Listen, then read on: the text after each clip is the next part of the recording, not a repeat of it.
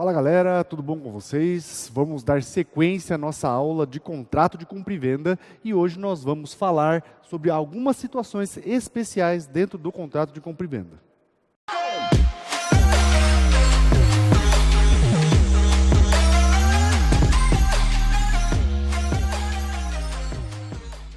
Bom pessoal, na nossa última aula, nós estudamos aí alguns aspectos gerais do contrato de compra e venda. Nós estudamos aí o conceito, características, finalidades e os elementos essenciais que compõem o contrato de compra e venda. Agora, pessoal, nós vamos estudar situações especiais que envolvem o contrato de compra e venda, né? Primeiro, pessoal, nós vamos começar com as obrigações do vendedor e do comprador. Então vamos lá. O primeiro ponto que nós devemos ver é as obrigações do comprador e do vendedor. Começando pelas obrigações do vendedor. E depois as obrigações do comprador. Tá? Primeira obrigação que nós temos em relação ao vendedor, pessoal. Ele tem que entregar e transferir a propriedade da coisa comprada, da coisa vendida. Então, transferir a propriedade da coisa. Tá? Essa é a primeira obrigação decorrente do contrato de compra e venda, né? Como a gente viu, é o efeito do contrato de compra e venda, né? A consequência do contrato de compra e venda. Então, ele tem a obrigação de transferir a coisa comprada, vendida. Em segundo lugar, pessoal, garantir o direito. Garantir, pessoal, a perfeição dessa transmissão, né? E quando nós falamos em garantir a transmissão e a propriedade da coisa, significa dizer, pessoal, que o nosso vendedor tem que garantir duas coisas que já nós estudamos na teoria geral dos contratos, que é a questão dos vícios redibitórios e da evicção. Tá? Então, quando nós falamos que o vendedor tem que garantir o direito sobre a coisa, significa exatamente os vícios redibitórios e a evicção, tá? A garantia da evicção. Outro ponto importante, pessoal, o vendedor tem que suportar as despesas da tradição. Isso aqui, pessoal, é a regra, tá? Tá lá no artigo 490 do Código. Artigo 490 do Código vai falar isso aí. Cabem ao vendedor suportar as despesas de tradição, isso em regra, salvo disposição em contrário. Ou seja, pode o contrato jogar essas despesas para o comprador. E por fim, pessoal, responder pelos débitos. Responder pelos débitos da coisa, até a tradição. Tá? Também salvo estipulação em contrário, isso aqui está no artigo 502. Tá? Só que isso aqui, pessoal, cuidado, tá? Até a tradição, o vendedor responde pelos débitos sobre a coisa. Só que aqui a gente tem que tomar um cuidado em relação, pessoal, às obrigações propter rem, que nós vimos lá nas figuras especiais da obrigação, né? Figuras híbridas das obrigações, né? Tem até uma aula específica sobre isso. Veja, pessoal, que nas obrigações propter rem, o proprietário responde pela obrigação. Tá? Então, é uma obrigação que tem decorrência à propriedade da coisa. Então, a partir do momento que o comprador tornou-se proprietário da coisa, ele passa a responder pelos débitos. Então, a gente tem que interpretar esse artigo 502 tomando um cuidado com a obrigação propter rem. Então, vamos dizer o seguinte, pessoal. Se eu compro um imóvel e esse imóvel está devendo IPTU, de quem que o município vai cobrar? Vai ser do vendedor ou vai ser do comprador? Vai ser do comprador. Por quê? Porque o IPTU é uma obrigação propter rem. Então, o comprador vai ser obrigado a pagar e depois o comprador pode reaver isso do vendedor, pelo artigo 502. Tá? Pelo artigo 502 ele vai poder fazer isso. Mas, em regra, pessoal, o município vai cobrar o comprador. Por quê? Porque ele é o novo proprietário. Tá? Então, a partir do registro, ele se torna proprietário, então o município vai cobrar dele. Tá? Vamos supor que isso aconteça. Tá? Certo? E em relação ao comprador, quais são as obrigações do nosso comprador? Obviamente, pessoal, que a primeira obrigação dele é pagar o preço. Pagar o preço ajustado, né, na forma e moldes estabelecidos lá no contrato, tá? Essa é a primeira obrigação dele. A segunda obrigação, pessoal, é receber a coisa. Estando a coisa, pessoal, na forma como contratada, ele é obrigado a receber. Se ele não recebe, pessoal, ele pode ser constituído em mora, tá? E por fim, arcar com as despesas de registro. Tá? Isso aí, pessoal, também está lá no artigo 490 do Código.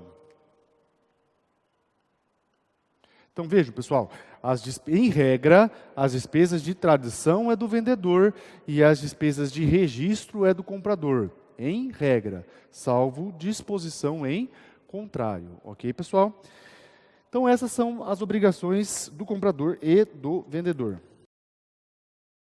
Continuando, pessoal, nós agora vamos tratar das vendas aleatórias. Como nós dissemos, pessoal, a regra é que, na verdade, o contrato de compra e venda, ele envolve coisas presentes, né? Ou seja, coisas presentes dentro de um contrato comutativo, mas nada impede que o nosso contrato de compra e venda seja aleatório.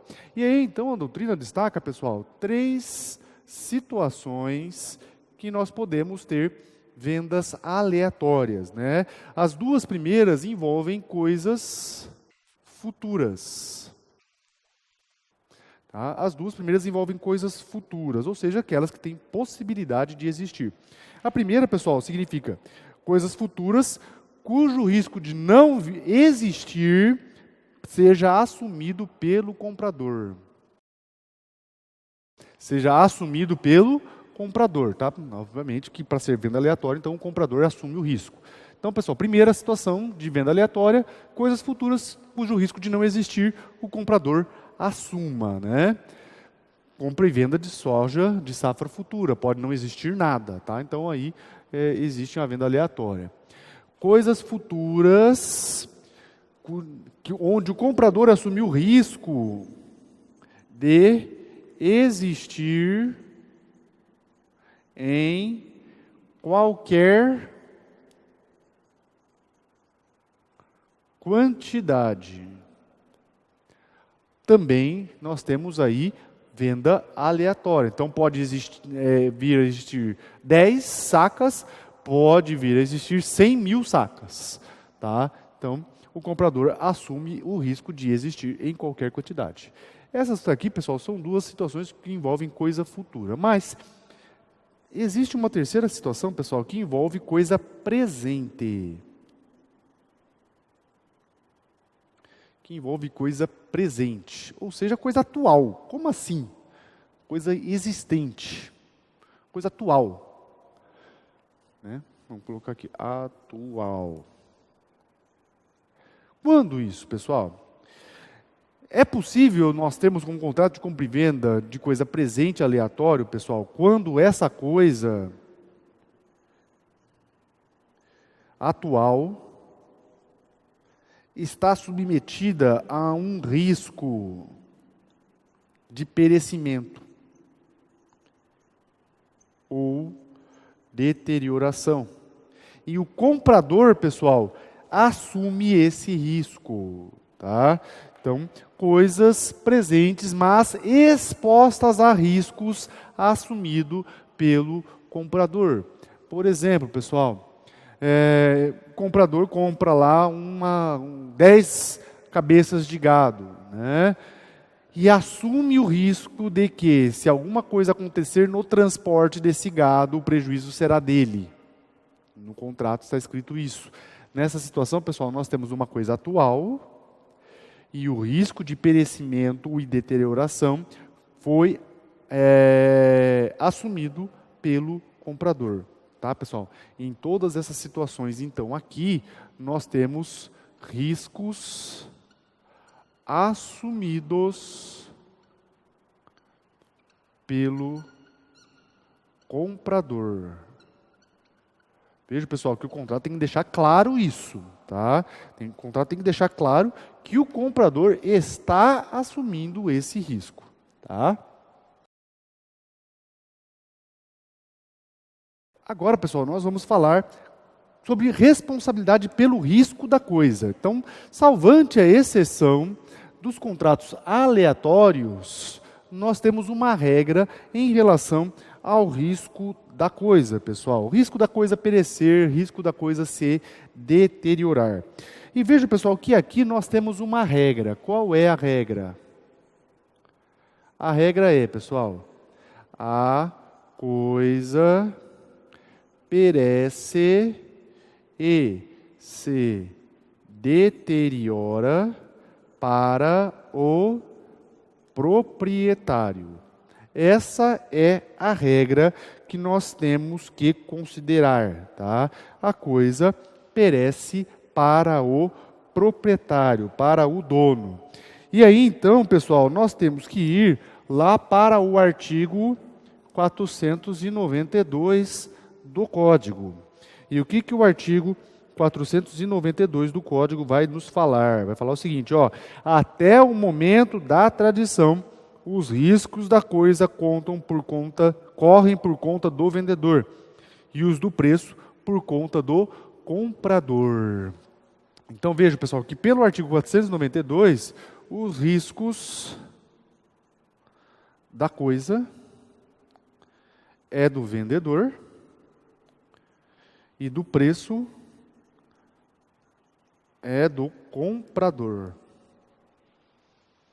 Tá, pessoal? É importantíssimo a gente considerar isso. Então, o risco da coisa é do vendedor, risco do preço do comprador. Salvante a hipótese de contrato aleatório, onde o comprador assume o risco da coisa não vir a existir. Tá? Então, é só esse cuidado que nós temos que lembrar. Em relação a isso, pessoal, alguns detalhes nós devemos observar. Primeiro detalhe, pessoal, é o que está lá no parágrafo 1º. Todavia, os casos fortuitos ocorrentes no ato de contar, marcar ou assinalar coisas que comumente recebem contando, pesando, medindo ou assinalando e que já tiverem sido postas à disposição do comprador, correrão por conta deste o risco. Então, pessoal, primeiro detalhe que nós temos que observar aqui dentro do artigo 492 é o parágrafo 1º. O parágrafo 1º, pessoal, está se referindo à obrigação onde a coisa é incerta. Coisa incerta, ou seja, aquela situação onde nós precisamos de um ato de concentração. Um ato de concentração, ou seja, um ato de pesagem, um ato de contagem, um ato de separação. Então, toda situação onde nós temos esses tipos de atos, que envolvem atos de concentração, pessoal, necessariamente o que nós vamos ter? A partir do momento que foi posto à disposição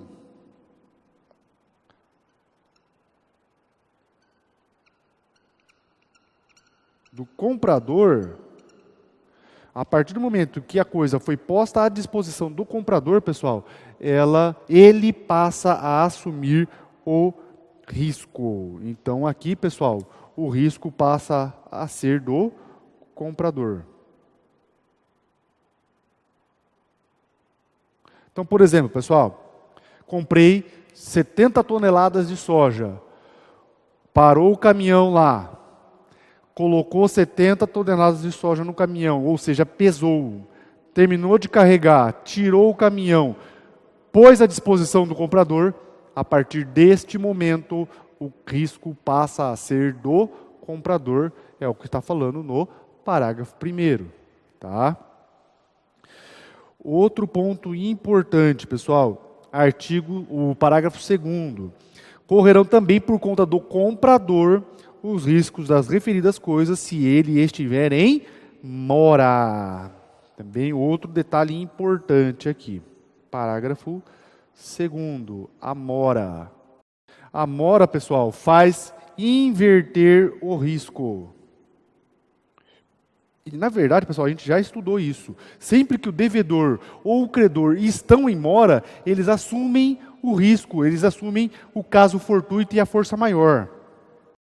Então aqui inverte-se o risco, pessoal. O risco, então, passa a ser daquela pessoa que está em mora.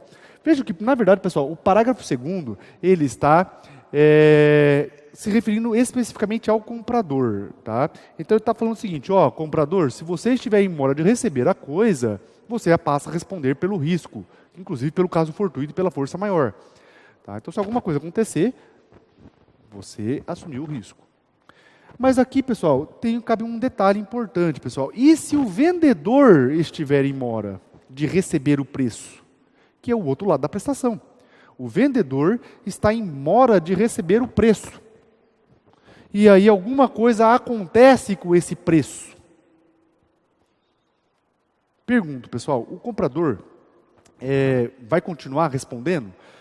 Eu creio, pessoal, que a resposta pelas regras da mora, pessoal, é bem clara no seguinte sentido.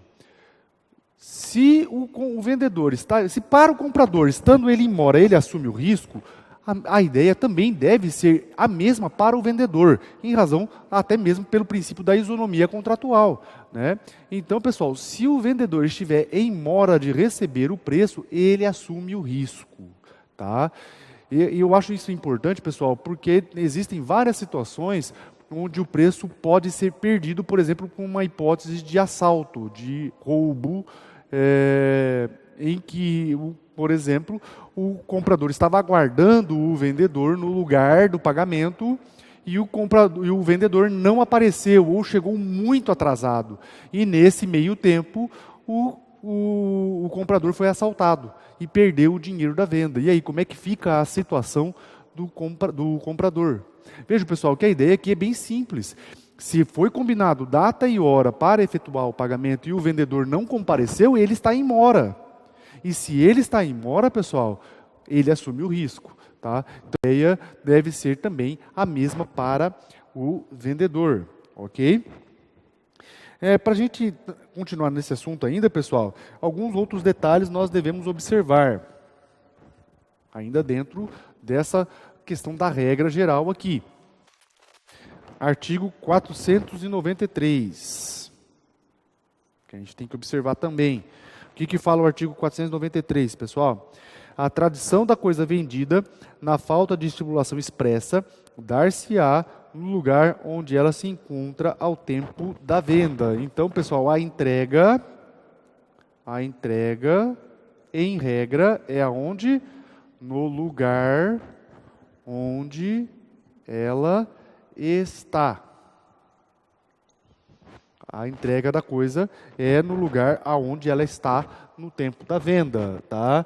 Então, esse é o lugar de entrega, só que é exceção, né, o que está lá no contrato. Tá?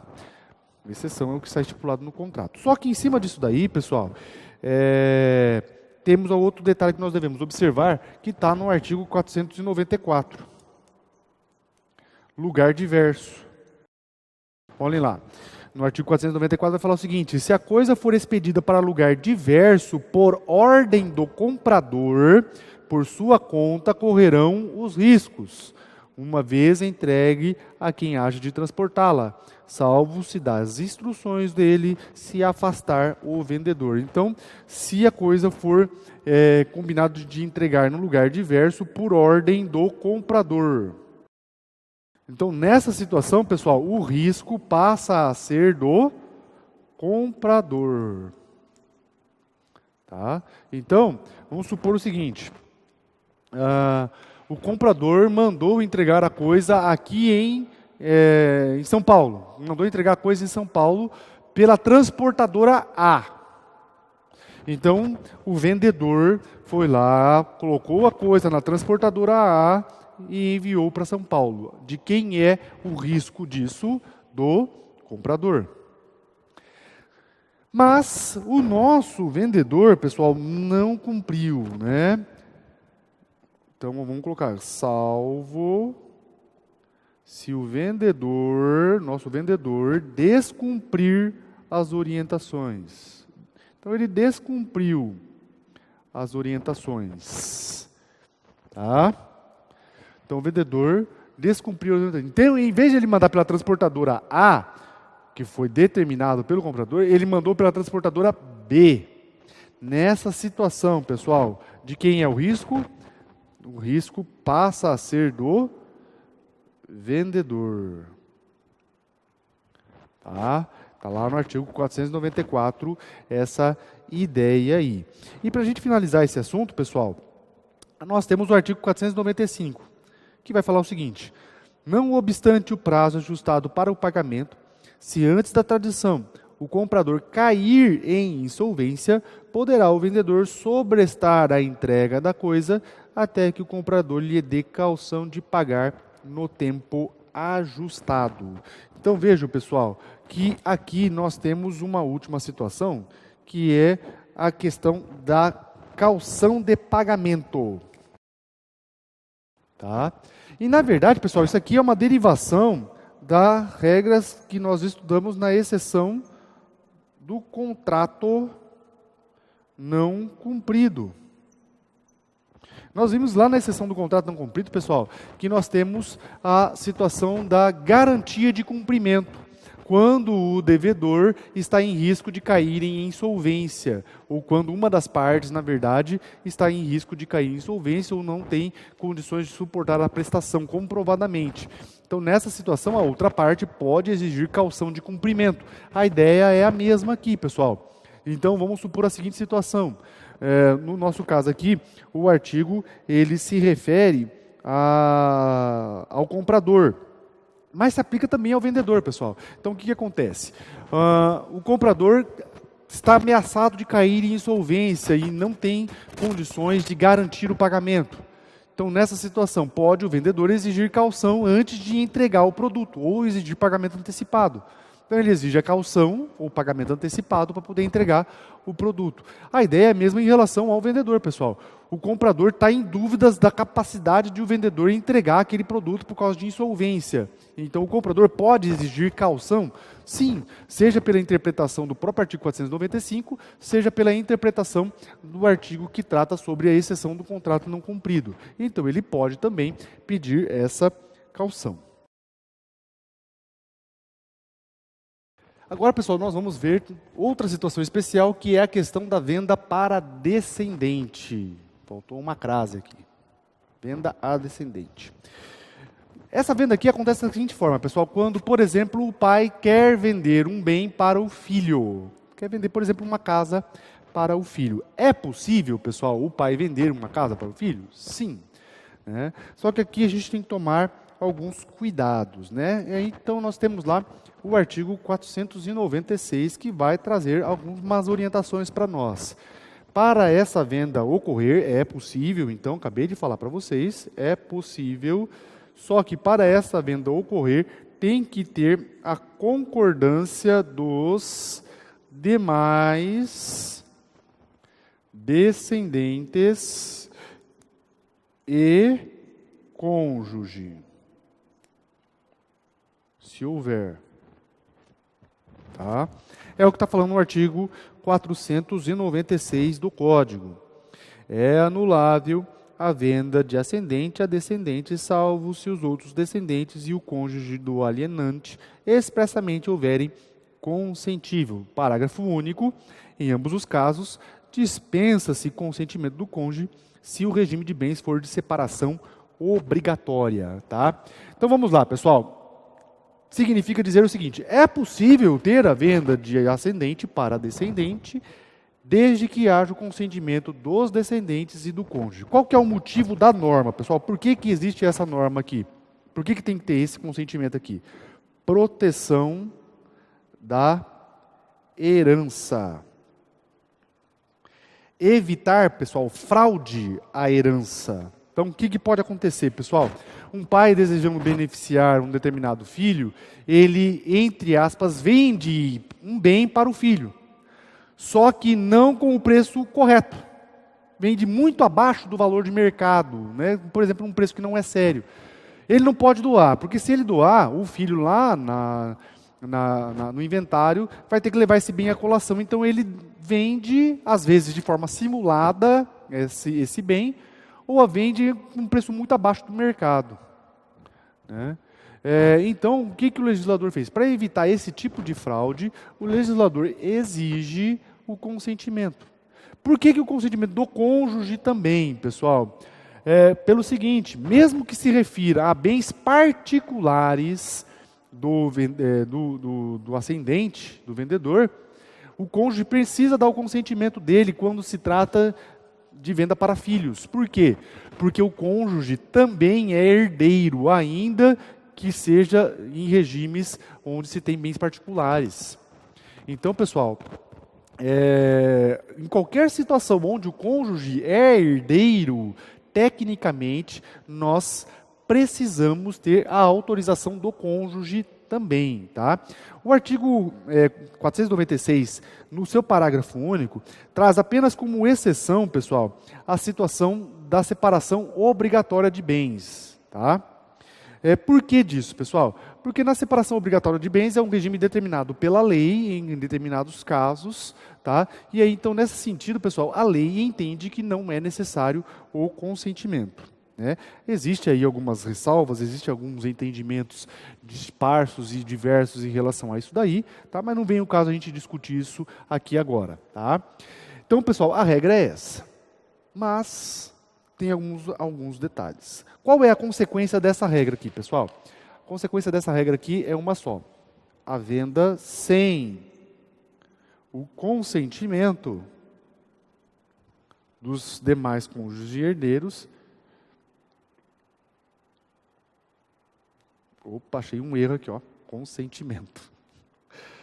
Sem o consentimento dos demais cônjuges e herdeiros, dos demais herdeiros e cônjuges, essa venda é anulável. E aqui, pessoal, um detalhe importante para a gente considerar. Veja que o legislador estabelece a nulidade relativa desse tipo de bem, tá? Desse tipo de venda, tá? O que a gente tem que considerar aqui, pessoal? Na teoria das nulidades, a nulidade relativa é aquela nulidade menos importante, né, que envolve alguns assuntos de interesse particular das partes, ou seja, não envolve questões de ordem pública. E, tecnicamente, pessoal, a nulidade relativa sempre deve pressupor um prejuízo. Traduzindo isso, pessoal, não haverá nulidade relativa se não houver prejuízo. Dentro do princípio da conservação, pessoal, eu só vou declarar nulidade relativa se houve prejuízo para a parte. Se não houve prejuízo para a parte, não tem por que alegar nulidade relativa. Isso dentro da teoria moderna das nulidades. Por que eu estou falando isso, pessoal? Porque, na verdade, essa venda só vai ser anulável, e aí a doutrina e a jurisprudência têm entendido assim, se provar prejuízo. Se houver prova do prejuízo. Sem prova do prejuízo para a herança, não tem nulidade relativa. E isso, pessoal, é uma questão óbvia. Primeiro, o ascendente, o pai, não está morto. Então a gente não tem que ficar interferindo na herança de uma pessoa viva. Tecnicamente ele vai vender. Ele pode vender para um terceiro e pode vender para o filho dele. Desde que o filho pague o preço correto, um preço que valore a coisa, não há prejuízo. É a mesma situação, pessoal. Eu vou vender uma casa. Essa casa está avaliada em R$200 mil. O filho paga os R$200 mil. Qual é o prejuízo? Ainda que os demais descendentes e o cônjuge não concordem, qual foi o prejuízo? Eles podem simplesmente não ter concordado por birra. Qual foi o prejuízo para a herança? Se não tem prejuízo, pessoal, por que eu vou declarar nulidade? Ah, professor, mas ele vendeu para o filho. Tá? Ele poderia ter vendido para um terceiro. Ah, professor, mas ele vai gastar todo o dinheiro. E daí? O dinheiro é dele. Ele pode fazer o que ele quiser. Vendendo para o terceiro ou vendendo para o filho, desde que devidamente remunerado com um preço sério e certo, a venda está correta, a venda está perfeita. Não há prejuízo para a herança. Se não tem prejuízo para a herança, pessoal, não temos nulidade relativa.